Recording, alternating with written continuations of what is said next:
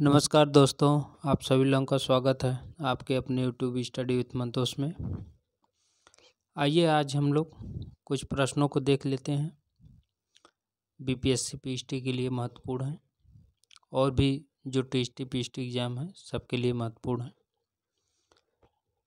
आइए शुरू करते हैं आगे एक श्रृंखला, जिसमें आज का पहला प्रश्न है, निम्न में से कौन सा युग्म सुमेलित नहीं है? इनमें कौन सा युग्म सुमेलित नहीं है? एक तरफ ये स्थानीय पवन है, एक तरफ देश दिया है। टाइफून चीन, टॉर्नेडो संयुक्त राज्य America, willy willy West Indies, hurricane Caribbean सागर। तो इसमें कौन सा सही नहीं है? तो इसका सही ऑप्शन है option number C. Willy willy जो है ये वेस्ट इंडीज में नहीं चलती, ये ऑस्ट्रेलिया में चलती है। कहाँ? ऑस्ट्रेलिया, ये ऑस्ट्रेलिया में चलते हैं। टाइफून चीन सही है। टॉर्नेडो जो है वो संयुक्त राज्य अमेरिका में चलती है, सही है। हरिकेन जो है ये कैरेबियन सागर में चलती है, कैरेबियन सागर जो है ये वेस्ट इंडीज के पास में है। चलिए अगला प्रश्न की ओर चलते हैं। अगला प्रश्न है, कोपेन के विश्व जलवायु में AW हेतु निम्नलिखित में से कौन सा वर्णन सही है? तो AW कौन सा है कोपेन का? ऑप्शन है पश्चिमी समुद्री तटीय जलवायु, उष्णकटिबंधीय आर्द्र जलवायु, उष्णकटिबंधीय जलवायु, उष्णकटिबंधीय सवाना जलवायु। तो इसका सही ऑप्शन कौन सा है? तो इसका सही ऑप्शन है जो AW है, ये उष्णकटिबंधीय सवाना जलवायु है। उष्णकटिबंधीय सवाना जलवायु को AW से दर्शाएं।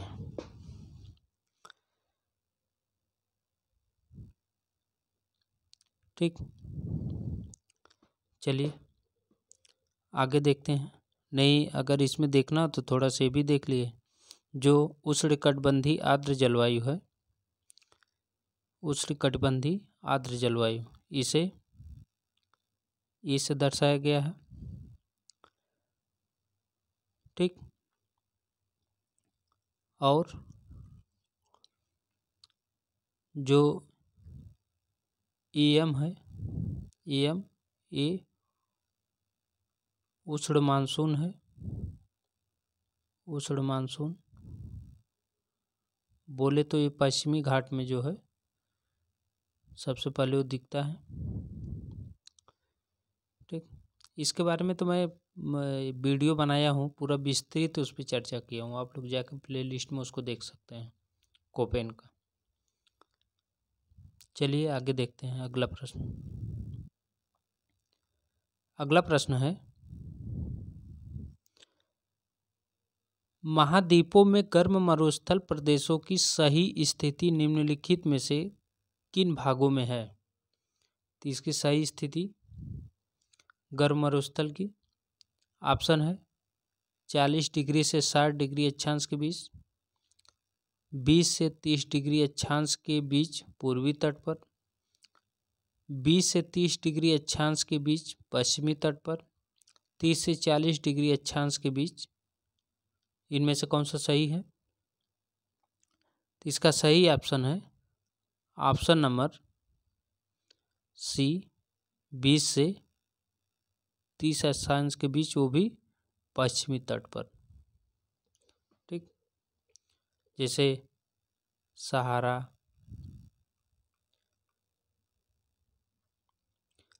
हो गया,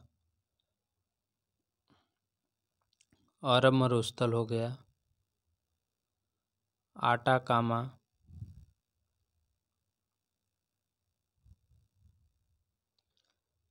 कालाहारी, ये सब पश्चिमी तट पर है। कालाहारी, ये सब पश्चिमी तट पर हैं, जितने भी गर्म मरुस्थल हैं। अगला प्रश्न है,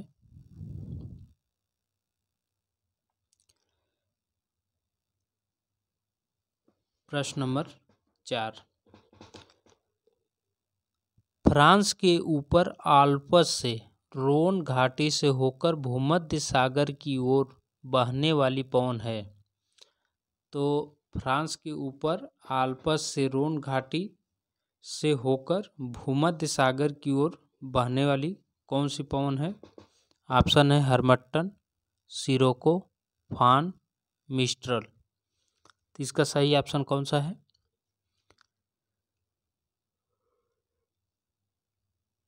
इसका सही ऑप्शन है option number D, mistral. Mistral जो है ये आल्पर पर्वत से रोन घाटी से होकर भूमध्य सागर की ओर चलने वाली है। ये फान जो है ये भी गर्म है और ये दक्षिणी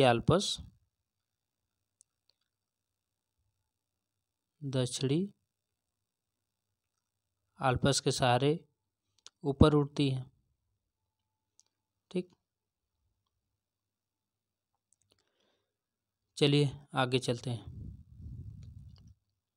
सिरको को खूनी हवा भी बोलते हैं। सिरको को खूनी हवा, हरमट्टन को डॉक्टर हवा। हो गया सब। चलिए आगे देखते हैं। अगला प्रश्न है,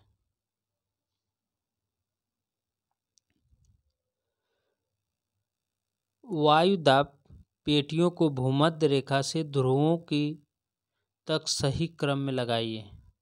तो इसको ध्रुव तक सही क्रम में लगाइए। देखिए ऑप्शन क्या क्या है? भूमध्य रेखीय न्यून, उपोष्ण उच्च, ध्रुवी उच्च, उपध्रुवी न्यून। दूसरा है भूमध्य रेखीय न्यून, उपध्रुवी न्यून, ध्रुवी उच्च, उपोष्ण उच्च। भूमध्य रेखीय न्यून, उपोष्ण उच्च, उपध्रुवी न्यून, ध्रुवी उच्च। भूमध्य रेखीय न्यून, उपध्रुवी न्यून, उपोष्ण न्यून। इसमें सही कौन सा हो जाएगा? तो इसमें सही ऑप्शन हो जाएगा ऑप्शन नंबर सी, जो है ये होता है भूमध्य रेखीय न्यून, उपोष्ण उच्च, उपध्रुवी न्यून और ध्रुवी उच्च। ये बनता कैसे है जानते हैं? देखिए इस तरह से बनता है। ठीक,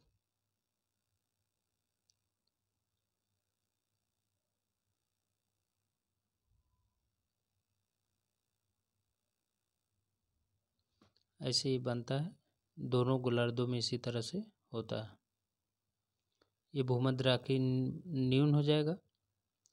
उसके ऊपर जो है कि हो जाता है उपोष्ण उच्च, फिर उपध्रुवी न्यून, फिर ध्रुवी उच्च। यही है। चलिए आगे देखते हैं। अगला है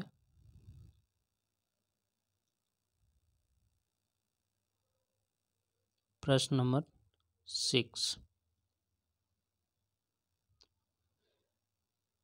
निम्नलिखित में से कौन सा युग्म सुमेलित नहीं है? इनमें कौन सा सुमेलित नहीं है? देखिए, वाष्पीकरण, द्रव को गैस में बदलने की प्रक्रिया, संघनन, गैस से द्रव में बदलने की अवस्था, तत्व, ऐसे पदार्थ जो साधारण रासायनिक या भौतिक साधनों के द्वारा सरल पदार्थों में वियोजित नहीं किए जा सकते हैं।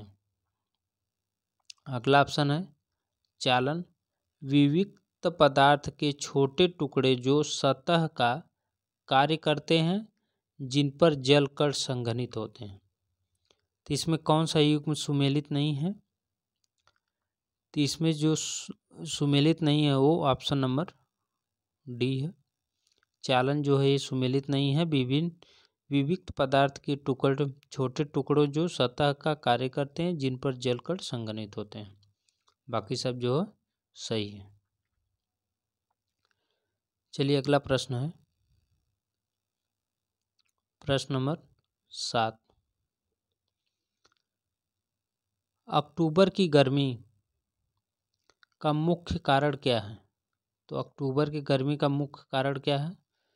उच्च आर्द्रता से संबंधित उच्च तापमान, शुष्क मौसम, पवनों का बहुत कम वेग, सिंधु गंगा के मैदानों पर कम दबाव प्रणाली। इसका सही ऑप्शन कौन सा है? तो इसका सही ऑप्शन हो जाएगा ऑप्शन नंबर ए, उच्च आर्द्रता से संबंधित उच्च तापमान। यही कारण है अक्टूबर की गर्मी पड़ने की। चलिए अगला प्रश्न देखते हैं। अगला प्रश्न है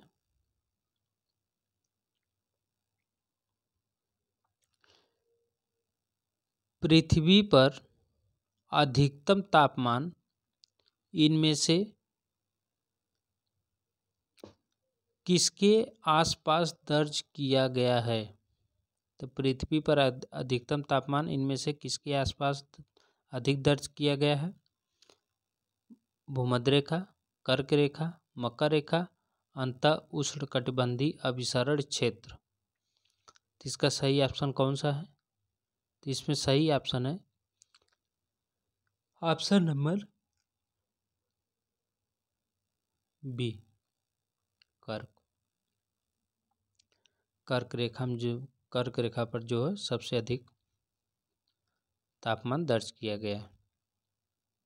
कर्क रेखा जो होता है ये 23.5 डिग्री नॉर्थ और ये 23.5 डिग्री साउथ। ये मकर रेखा जो है ये 23.5 डिग्री साउथ और ये जो होता है ये 0 डिग्री भूमध्य रेखा। चलिए अगला देखते हैं। अगला प्रश्न है प्रश्न नंबर 9।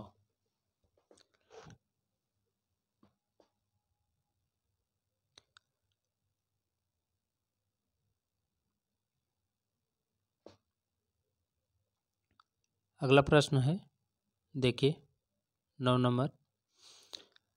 जब जल वाष्पीकृत होता है तो जल को वाष्पीकृत करने में प्रयुक्त ऊर्जा, अब कौन सी ऊर्जा है? ऑप्शन है वाष्पीकरण होने पर अगल बगल की हवा को गर्म करती है, पुनः कभी भी उपलब्ध नहीं होगी, वाष्पीकृत जल अणु में प्रच्छन्न ऊष्मा के रूप में जमा होती है, नष्ट हो जाती है।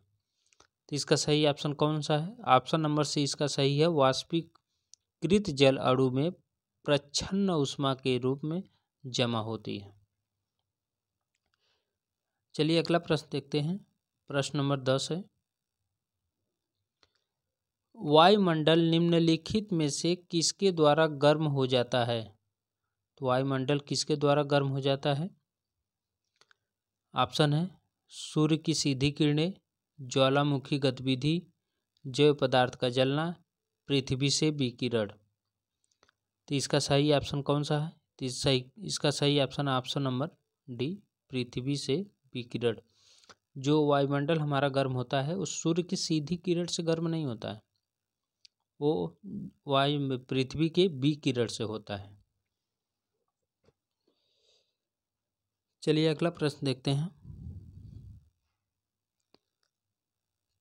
कथन और कारण का क्वेश्चन है। देखिए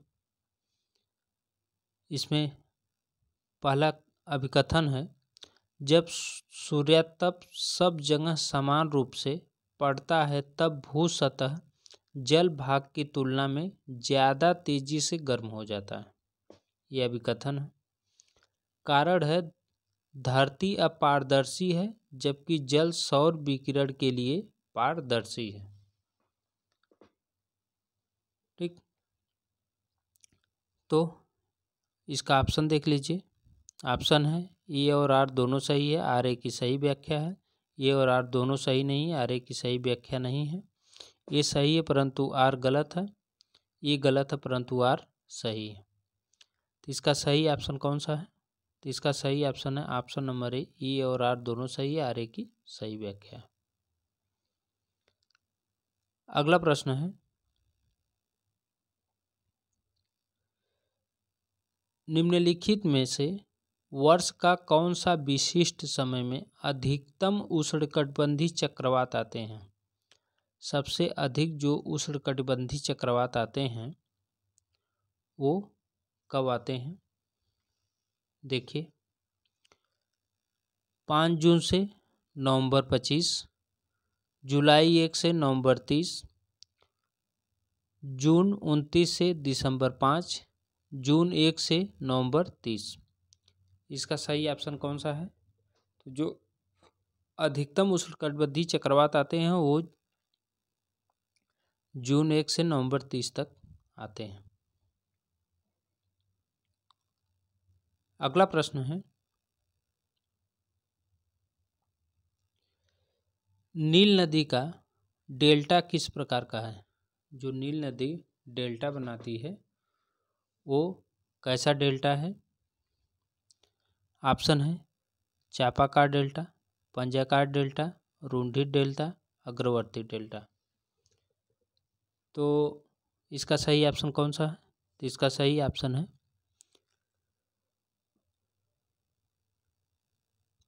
ऑप्शन नंबर ए, चापाकार डेल्टा। चापाकार डेल्टा जो है सही है इसका, नील नदी का। अच्छा, चापाकार डेल्टा कौन कौन सी नदी बनाती है? जैसे एक नील हो गया, दूसरी गंगा हो गई, और राइन हो गई, राइन नदी, इरावदी हो गई, इरावदी नदी, और नाइजर नदी। ये सब नदियां हैं जो चापाकार डेल्टा बनाती हैं। पंजाकार डेल्टा में सबसे फेमस है, बहुत बार पूछा जाता है, उसका नाम है मिसिसिपी, मिसिसिपी नदी। बहुत फेमस है, बहुत बार पूछता है। चलिए अगला प्रश्न देखते हैं।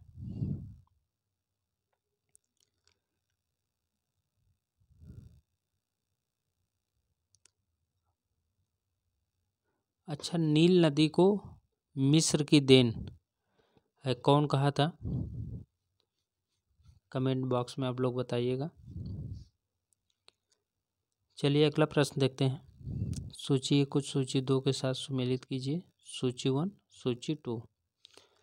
स्थलीय स्वरूप एजेंट, एक तरफ है इंसेलबर्ग हिमानी, ड्रमलिन समुद्री लहरें, स्पीट भूमिगत जल, स्टैलेक्टाइट वायु। तो इसको मिलाना है, आइए मिलाइए। देखिए, इंसेलबर्ग जो है वो तो वायु द्वारा बनता है, ये वायु द्वारा बनता है। अच्छा, नीचे इसका ऑप्शन भी दिया होगा ना, ये इसका नीचे ऑप्शन दिया।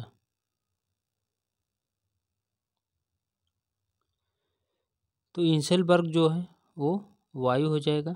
4, ये में 4 कहीं दिख रहा है, ये में 4 एक दिख रहा है, यही ऑप्शन भी हो जाएगा क्योंकि एक मिल गया ना, यही सही होगा। मिला लीजिए आप लोग। देखिए, इंसेलबर्ग वायु हो गया, ड्रमलिन हिमानी से बनता है, स्पीट समुद्री लहरों द्वारा बनता है, स्टैलेक्टाइट ये भूमिगत जल द्वारा बनता है। स्टैलेक्टाइट, स्टैलेग्माइट इसे बोलते हैं अच्युताश्म, निश्चुताश्म हिंदी में। ऑप्शन नंबर बी सही हो जाएगा। चलिए अगला प्रश्न देखते हैं।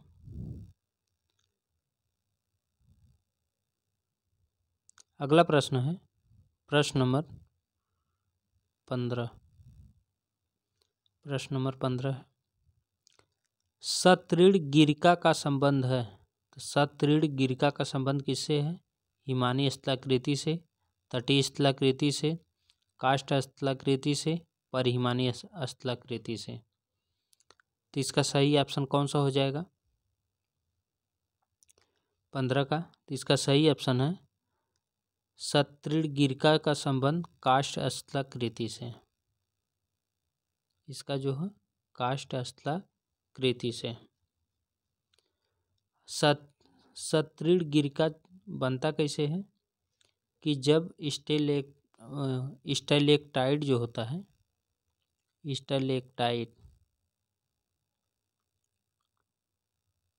स्टेलेक्टाइट बढ़कर कंदरा के फर्श तक जब पहुंच जाता है,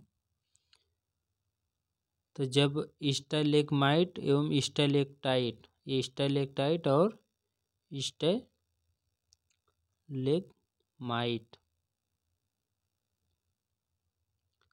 एक दूसरे से जब मिल जाते हैं तभी जो है कि इसका निर्माण होता है।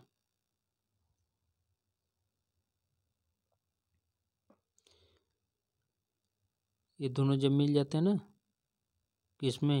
इसमें सतृणगिरिका में, तब जो है कंदरा स्तंभ का निर्माण होता है, कंदरा स्तंभ।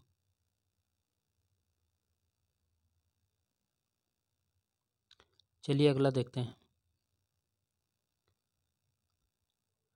अगला प्रश्न है उत्खाद भूमि मतलब बेडलैंड स्थलाकृति निम्नलिखित की मिली जुली क्रिया का उत्पाद है। उत्खाद भूमि मतलब वेटलैंड जो है स्थलाकृति निम्नलिखित की मिली जुली क्रिया का उत्पाद है। ऑप्शन है पवन एवं हिमानी, पवन एवं जल, जल एवं हिमानी, जल एवं तापमान। तो इसका सही ऑप्शन कौन सा है? तो सही ऑप्शन है जल एवं पवन। ये पवन और जल के मिलने से बनती है। चलिए अगला प्रश्न देखते हैं। अगला प्रश्न है झीलमाला ठेठ रूप से किसकी विशेषताएं हैं? जो झीलमाला है किसकी विशेषताएं हैं?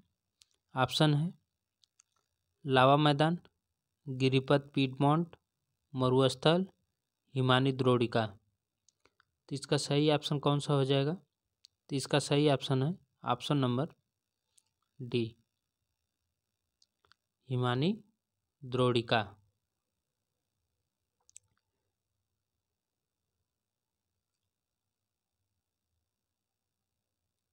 झीलमाला का मतलब समझ रहे हैं? पेस्टर नास्टर झील, वही है झीलमाला। चलिए अगला प्रश्न है निम्नलिखित में से कौन सा सरिता हिमी निक्षेप है? तो इसमें सरिता हिमी निक्षेप कौन सा है? पदस्थली, केम वेदिका, बाढ़कृत मैदान, लोएस मैदान। तो इसका सही ऑप्शन कौन सा है? इसका सही ऑप्शन है ऑप्शन नंबर बी, केम वेदिका। सरिता हिमी निक्षेप जो है वो केम वेदिका है। चलिए आगे देखते हैं। अगला प्रश्न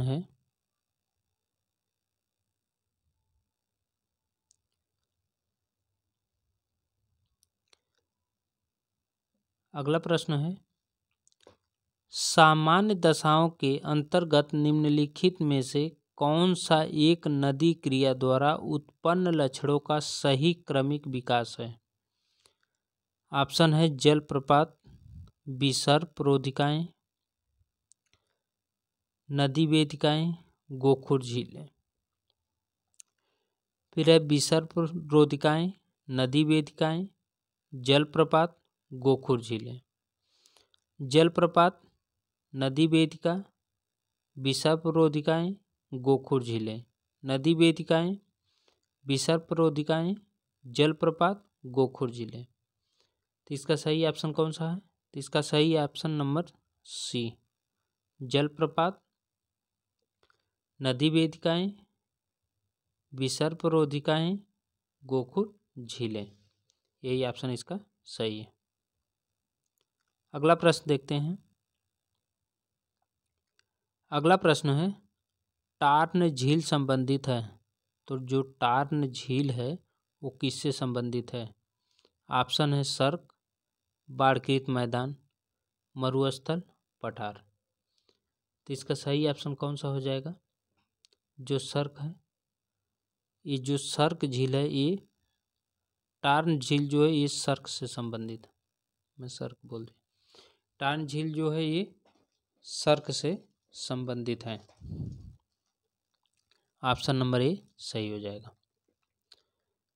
अगला प्रश्न है, नुनाटक का संबंध अपर्दन चक्र की किस अवस्था से है? जो नुनाटक का संबंध है वो अपर्दन चक्र की किस अवस्था से है? ऑप्शन है युवावस्था, प्रौढ़ावस्था, वृद्धावस्था, पूर्व युवावस्था। तो इसका सही ऑप्शन कौन सा हो जाएगा? तो इसका सही ऑप्शन है नुनाटक का जो संबंध है वो अपर्दन चक्र की प्रौढ़ावस्था से है। इसका जो संबंध है वो प्रौढ़ावस्था से है। ठीक, ये जो अपर्दन चक्र है 3 अवस्थाओं से होकर गुजरती है ना। एक युवावस्था होता है, दूसरा प्रौढ़ावस्था, तीसरा वृद्धावस्था। अब युवावस्था में जो है ये घाटी का निर्माण करती है,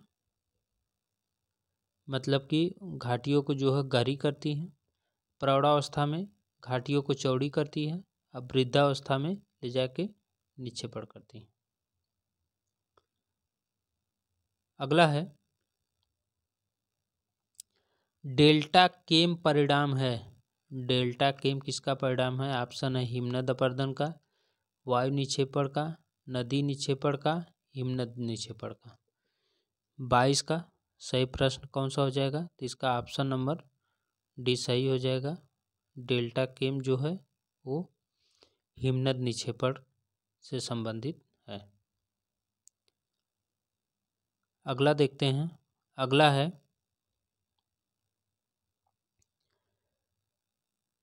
नदी अपहरण की अधिक संभावना होती है जब। नदी अपहरण की सबसे अधिक संभावना कब होती है? अब देखिए ऑप्शन है, आधार तल ऊंचा होगा, आधार तल नीचा होगा, किसी जल विभाजक के दोनों ओर ढाल प्रवणता समान होगी, किसी जल विभाजक के दोनों ओर ढाल प्रवणता में अधिक अंतर होगा।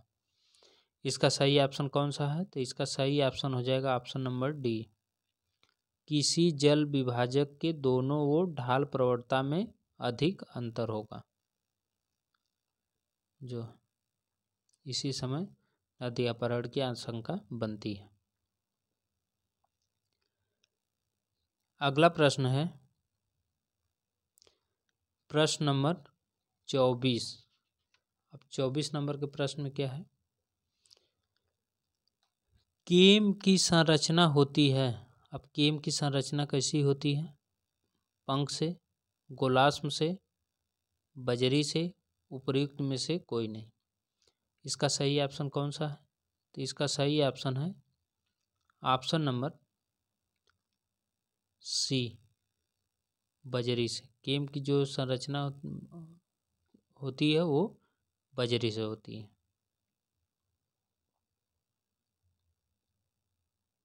अच्छा, केम होता क्या है? केम क्या होता है? देखिए, हिमनद जब होता है, हिमनद,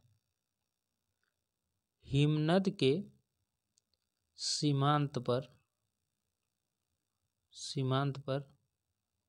एकत्रित मलबा, एकत्रित मलबा के ढेर को केम कहते हैं। हिमनद सीमांत एकत्रित मलबा को ढेर कहते हैं, केम कहते हैं। मलबा के ढेर को केम कहते हैं। अगला प्रश्न है,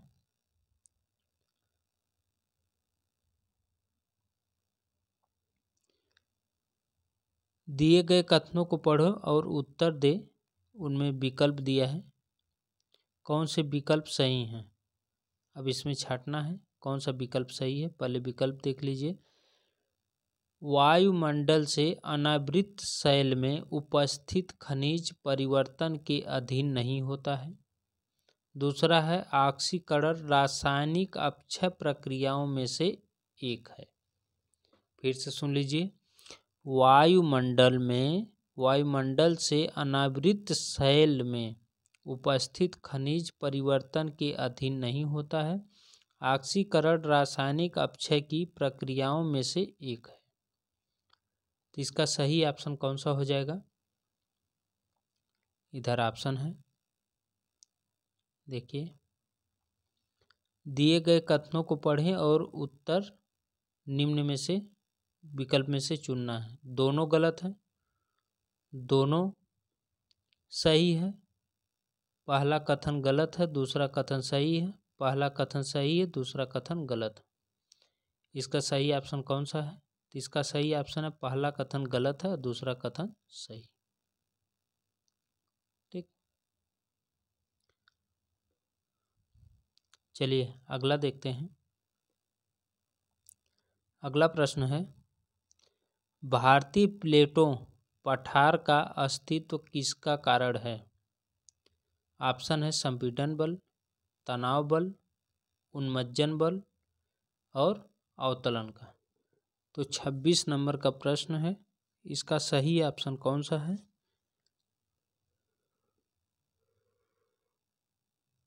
इसका सही ऑप्शन है option number C. Option number C इसका सही है। चलिए अगला प्रश्न देखते हैं। अगला प्रश्न है, पर्वत निर्माण के सिद्धांतों को उनके प्रकाशित होने के अनुक्रम में व्यवस्थित करें। नीचे दिए गए संकेतों का प्रयोग कीजिए। देखिए यही है महाद्वीपीय विस्थापन सिद्धांत, संवहन तरंग सिद्धांत, समुद्री फैलाव, प्लेट विवर्तनिकी सिद्धांत। तो इसमें कौन सा सही हो जाएगा। ये बहुत इम्पोर्टेंट है, बहुत इम्पोर्टेंट एक क्वेश्चन है, बहुत बार पूछा है, अभी भी पूछता रहता है लगातार। सेम ऐसे ही उठा के देगा, कुछ भी इसमें चेंज नहीं करता है। ऐसे ही उठा के देगा, बोलेगा कि इसको जो है अनुक्रम में सजाइए। देखिए महाद्वीपीय विस्थापन सिद्धांत जो है ये 1912 में आया था। संवहन तरंग सिद्धांत जो है ये 1928 में आया था। 1928 और 29 दोनों माना जाता है। देखिए इसको साफ साफ पहले लिखते हैं। 1912, 1928 या 29। समुद्री फैलाव जो है ये 1960। प्लेट विवर्तन की ये भी 1960। ठीक, तो एक क्रम वाइज जो है ये एकदम सही है। 1 2 3 ऑप्शन नंबर ए सही हो जाएगा। इसे तो आप लोग छोड़िएगा मत, इसे पूरा रट के जाइएगा। हो सकता है ऐसे ही उठा के पीजीटी में भी रख दें, क्योंकि ये नेट का बहुत फेमस क्वेश्चन है और ये पीजीटी का भी बहुत फेमस क्वेश्चन है। अगला प्रश्न है,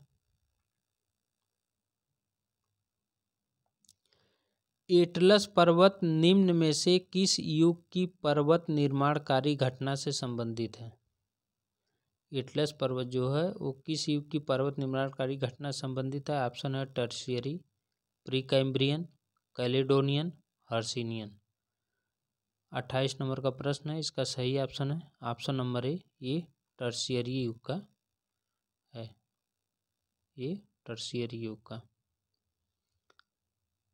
अगला प्रश्न है, किलिमंजारो पर्वत स्थित है।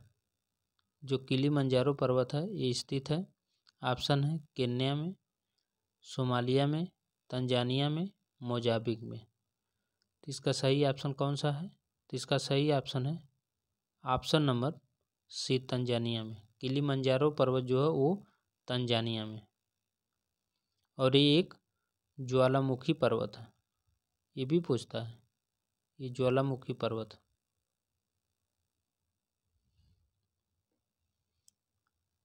चलिए आगे देखते हैं। अगला प्रश्न है, महाद्वीपीय प्रवाह सिद्धांत का प्रतिपादन निम्नलिखित में से किसके द्वारा किया गया है? तो महाद्वीपीय प्रवाह सिद्धांत किसके द्वारा दिया गया है? ऑप्शन है Lothian Green, Wegener, Lord Kelvin, Lapworth एवं लॉ। तो इसका सही ऑप्शन कौन सा है? तो इसका सही ऑप्शन है ऑप्शन नंबर बी, ये वेगनर का है महाद्वीपीय प्रवाह सिद्धांत। अगर वेगनर न रख के यहाँ पे अगर टेलर रखता तो टेलर सही होता। ठीक। लोथियन ग्रीन का चतुष्फलक सिद्धांत है, चतुष्फलक सिद्धांत, लोथियन ग्रीन बहुत फेवरेट। केल्विन का वायव्य कुंडलाकार है, वायव्य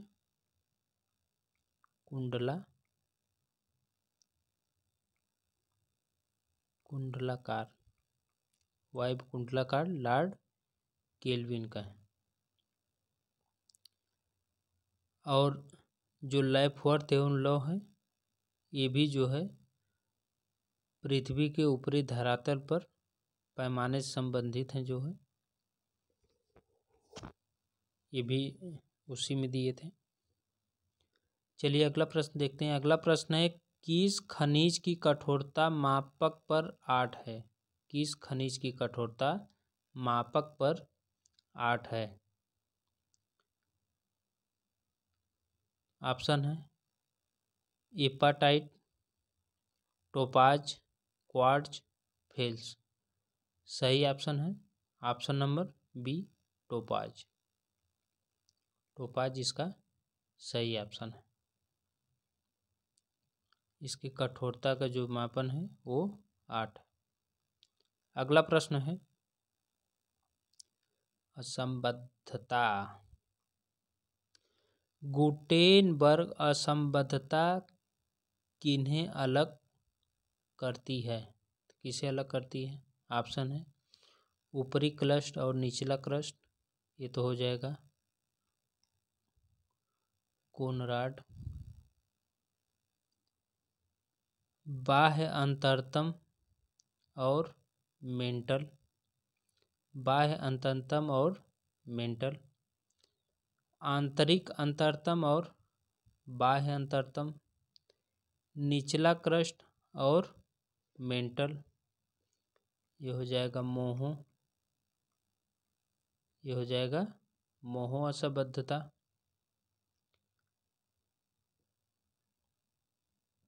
इसका सही ऑप्शन कौन सा हो जाएगा? तो इसका सही ऑप्शन है ऑप्शन नंबर बी, बाह्य अंतरतम और मेंटल के बीच। कौन सा है? गुटेनबर्ग। आंतरिक अंतरतम और बाह्य अंतरतम के कौन है? तो ये है रेपिटी। कौन है? रेपिटी। ठीक। और आंतरिक अंतरतम, ये आंतरिक अंतरतम और बाह्य अंतरतम तो नहीं, यहाँ पे तो वो है लेमैन, सॉरी इसको मैं ध्यान नहीं दिया, यहाँ पे लेमैन। ठीक। जो रेपटी है वो ऊपरी मेंटल और निचले मेंटल के बीच। इसका एक ट्रिक है ना, ट्रिक, कमरे कमरे में गुल। ठीक। क से कोनराड, म से मोहबिक, र से रेपटी, गु से गुटेनबुर्ग, ल से लेमन। बस इतना याद कर लीजिए, हो जाएगा क्लियर। मे का यहाँ कोई अर्थ नहीं। अगला प्रश्न है, अगला देखिए है, यदि ग्रीनविच 0 डिग्री देशांतर रात्रि के 12 बजे हैं तो 30 डिग्री पूर्वी देशांतर पर स्थित काहिरा में क्या समय होगा? तो काहिरा में क्या समय होगा? ऑप्शन है 2 बजे रात्रि, 10 बजे रात्रि, 8 बजे रात्रि, 12 बजे रात्रि। 33 नंबर के प्रश्न में सही ऑप्शन कौन सा हो जाएगा? तो इसका सही ऑप्शन है ऑप्शन नंबर ए, 2 बजे रात्रि। 12 बजे रात्रि है तो 30 डिग्री पूर्वी देशांतर पर, तो इसमें जोड़ दीजिए जो 1 घंटे में 15 डिग्री, 2 घंटे में 30 डिग्री, 12 2 हो गया। ठीक, चलिए अगला प्रश्न देखते हैं। अगला प्रश्न है, शरद अयनांत 22 दिसंबर के समय सूर्य की किरणों के आपतन से कर्क रेखा पर निम्न में से किस कोण का निर्माण होता है? ऑप्शन है 23.5 डिग्री, 43 डिग्री, 47 डिग्री, 66.5 डिग्री। तो इसका सही ऑप्शन कौन सा है? तो इसका सही ऑप्शन है option number B, 43 degree. 43 degree सही ऑप्शन है। अगला प्रश्न है, द मेजर नेचुरल रीजन्स लेख के लेखक कौन है? द मेजर नेचुरल रीजन्स लेख के लेखक कौन है? ऑप्शन है P.M. रॉक्सबी, A.J. Herbertson, L.D. Stamp, R. हार्टसोन। 35 number का प्रश्न है, इसका सही ऑप्शन कौन सा है? तो इसका सही ऑप्शन है ये हर्बर्टसन का लेख है, द मेजर नेचुरल रीजन्स।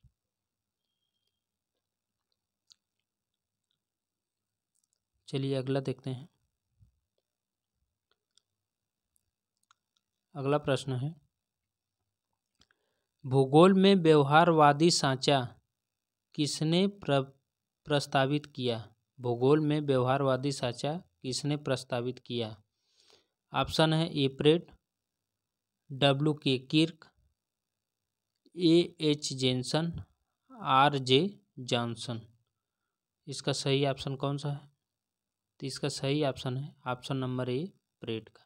बहुत फेमस है, भूगोल में व्यवहारवादी सांचा किसने प्रस्तावित किया था? एप्रेट।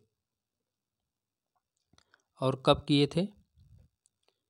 1967 और 1969 में।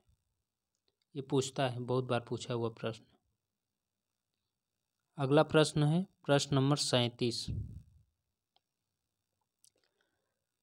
भूगोल में प्रतिमानों का उपयोग प्रारंभ हुआ। भूगोल में प्रतिमानों का उपयोग प्रारंभ हुआ। ऑप्शन है प्रथम विश्व युद्ध के पश्चात, 1920 दशक के पश्चात, 1930 दशक के पश्चात, द्वितीय विश्व युद्ध के पश्चात। तो इसका सही ऑप्शन कौन सा है? तो इसका सही ऑप्शन है ऑप्शन नंबर डी, द्वितीय विश्व युद्ध के पश्चात। तो बस उस अभी कल मैं जो लिया था उसमें कितना 46 क्वेश्चन थे ना शायद, उसमें 46 क्वेश्चन थे। आज जो है कितने 37 प्रश्न हो गए। ठीक,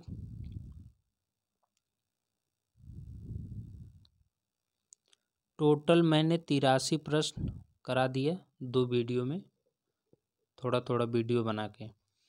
और पीछे जो है मैं 80, 85, 88 ऐसे क्वेश्चन कराया था। जो है ये सब जो है कि आप लोग के प्रश्न में आने वाले हैं 80 क्वेश्चन। जो है ये सब मैं पूरा क्वेश्चन कराते जा रहा हूँ। आप लोग अच्छे से क्वेश्चन देख लीजिए और वीडियो को लाइक नहीं आप लोग करते हैं, लाइक कर दिया करिए और इसे शेयर कर दिया करिए। सब्सक्राइब करना न भूलिए। जो लोग चैनल को सब्सक्राइब नहीं किए हैं वो लोग सब्सक्राइब कर लें। ठीक, फिर मिलेंगे हम नेक्स्ट वीडियो में। तब तक के लिए नमस्कार।